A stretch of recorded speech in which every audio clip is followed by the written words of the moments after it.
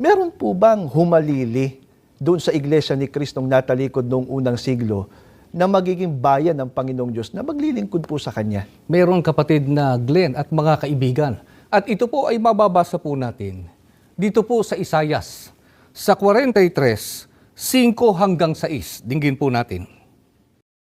Mula sa malayong silangan, dadalihin ko ang iyong lahi, at mula sa malayong kanluran, titipunin kita. Aking sasabihin sa hilagaan, bayaan mo sila. At sa timugan, huwag mo silang pigilin. Dalhin mo rito ang aking mga anak na lalaki mula sa malayo, at ang aking mga anak na babae mula sa mga wakas ng lupa. Ang binasa po natin ay hula o paunang pahayag ng ating Panginoon Diyos tungkol sa kanyang gawain sa panahong ends of the earth o mga wakas ng lupa. Ito po ay ang pagtawag ng ating Panginoon Diyos sa kanyang mga anak na lalaki at babae mula po sa malayong silangan, na ang katuparan po ng malayong silangan ay ang bansang Pilipinas.